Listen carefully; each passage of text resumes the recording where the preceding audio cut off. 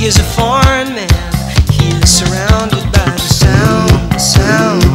Cattle in the marketplace, scatterlings and orphanages. He looks around, he sees angels in the architecture, spinning in infinity. He says, amen, hallelujah. If you would be my bodyguard, I can be your long lost pal. Passaggio a farfalla con Concas che si mette in evidenza 31-38 davanti ad Antonioli Giovanni.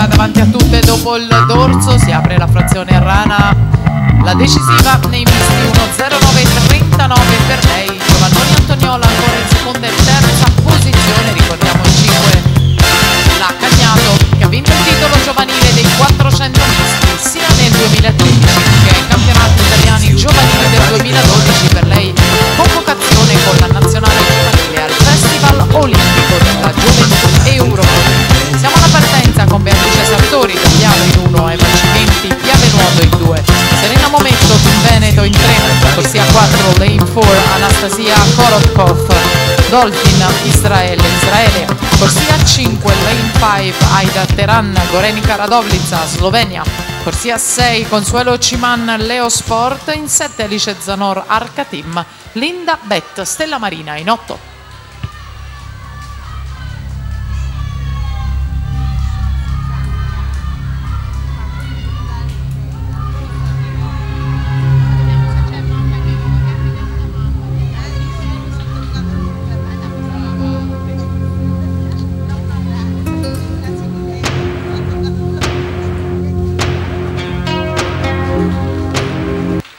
E intanto l'arrivo di questa gara, la Giovannoni ha la meglio sulle altre, 2:24 e 32 sempre ufficioso. Ricordiamo anche a queste atlete di rimanere in acqua ed attendere la partenza della gara successiva per poi liberare la vasca. Grazie.